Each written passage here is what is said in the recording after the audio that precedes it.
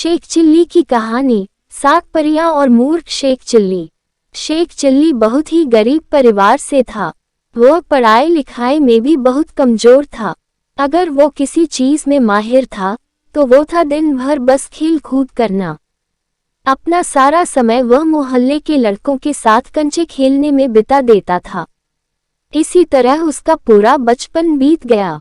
धीरे धीरे वह बड़ा होता चला गया, लेकिन उसकी आदतें नहीं बदली। शेख चिल्ली की इस आदत से उसकी माँ बहुत परेशान थी। वह चाहती थी शेख चिल्ली अब बड़ा हो गया है तो उसे कुछ काम धंधा करना चाहिए ताकि घर की हालत सुधर सके। एक दिन उसने शेख चिल्ली को बुलाया और खूब डांट लगाते हुए कहा, कब तक तू दिन भर ऐसे ही मोहल्ले के आवारा लड़कों के साथ कंचे खेलेगा? अब तो तू बड़ा हो गया है और हट्टा कट्टा भी है, तो तू कोई नौकरी क्यों नहीं करता है? तब तक ऐसे घर बैठे बैठे मुफ्त की रोटियां खाएगा। माँ की बात सुनकर शेख चिल्ली ने कुछ भी नहीं कहा। वह चुपचाप उनके आदेशों का पालन करते हुए अगले दिन नौकरी की तलाश में दूसरे गांव के लिए निकल पड़ा। शेख चिल्ली की माँ ने उसके थैले में रास्ते के लिए 7 रोटियां बांध दी। इसके बाद शेख चिल्ली आगे की ओर निकल पड़ा। शेख चिल्ली ने आधा ही रास्ता तय किया था कि उसे भूख लग गई। वह एक कुएं के पास ठहरा और अपने थैले से रोटियां निकालकर खाने के लिए बैठ गया। माँ की दी हुई 7 रोटियों को देखकर वह कहने लगा, 1 खाऊं, 2 खाऊं, 3 खाऊं कि 7 को खा लूं। संयोग से उसी कुएं में 7 परियां भी रहती थीं। शेख चिल्ली की खाने वाली बात सुनकर वे घबरा गईं।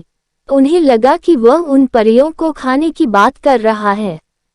डर के मारे वे 7 परियां कुएं से बाहर आई और शेख चिल्ली से विनती करने लगी कि वह उन्हें न खाए। परियों ने शेख चिल्ली से कहा, हमें मत खाओ, हम तुम्हें एक जादुई घड़ा देंगे। उस घड़े से तुम जो भी मुराद मांगोगे वह पूरी हो जाएगी। शेख चिल्ली ने परियों से जादुई घड़ा लिया और फिर वापस अपने घर आ गया।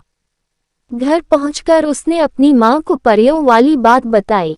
माँ ये सब सुनकर हैरान थी।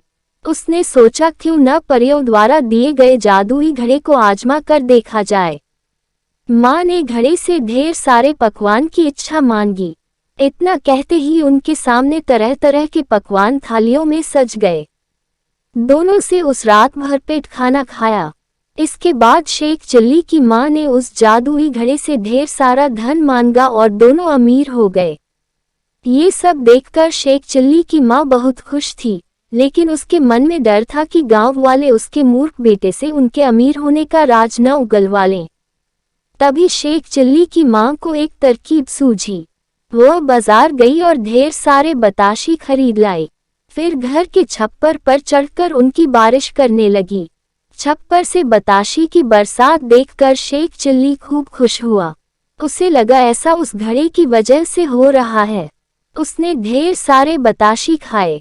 अमीर बनने के बाद शेख चिल्ली व उसकी माँ के रहने के तौर तरीके भी बदल गए, जिसे कुछ ही दिनों में गांव के लोगों ने भांप भी लिया। गांव के लोग सोचने लगे कि अचानक ये इतने अमीर कैसे हो गए। गांव के कुछ लोग शेख चिल्ली की माँ के पास गए और पूछने लगे आखिर उन लोगों के पास इतने सारे धन कहाँ से आए। गांव वाले की बात सुनकर शेख चिल्ली माँ ने कुछ नहीं बताया, तो उन्होंने सोचा कि चलो सीधा मूर्ख शेख चिल्ली से ही पूछ लिया जाए। एक दिन मौका मिलते ही गांव के लोगों ने शेख चिल्ली को बुलाया और उससे पूछा कि आजकल तुम्हारे रंग ढंग कैसे बदल गए हैं। इस पर शेख चिल्ली ने उन्हें परी और जादुई घड़े वाली सारी बात बता दी। शेख चिल्ली की बात सुनकर गांव वाले उसके घर पर गए और जादुई घड़ा दिखाने के लिए कहने लगे। इस पर शेख चिल्ली की माँ ने कहा कि उनके पास ऐसा कोई घड़ा नहीं है। माँ ने कहा, तुम लोग तो जानते ही हो कि मेरा बेटा मूर्ख है। ये तो दिन में भी सपने देखता है। ये सुनकर शेख चिल्ली ने जोर देते हुए कहा, माँ याद करो, मैंने तुम्हें ही वो जादुई घड़ा दिया था। क्या तुम भूल गई? उसी घड़े से तो हमने रात में ढेर सारे पकवान खाए थे और फिर हमारी छप्पर से बताशी की बारिश भी तो हुई थी। ये सुनकर उसकी माँ ने हंसते हुए कहा, लो अब बताओ कोई, भला छप्पर से भी कहीं बताशी की बारिश होती है? अब गांव वालों को भी शेख चिल्ली की मां की बातों पर यकीन हो गया था। उन्होंने मान लिया कि शेख चिल्ली ने कोई सपना देखा होगा और उन्हें कोई मनगढ़ंत कहानी सुना रहा होगा और सभी अपने अपने घर वापस चले गए। कहानी से सीख, मूर्ख लोगों की सच बात पर भी कोई यकीन नहीं करता है। इसलिए उम्र व जरूरत के अनुसार खुद की कमियों को दूर करना चाहिए और होशियारी का हुनर सीखना चाहिए।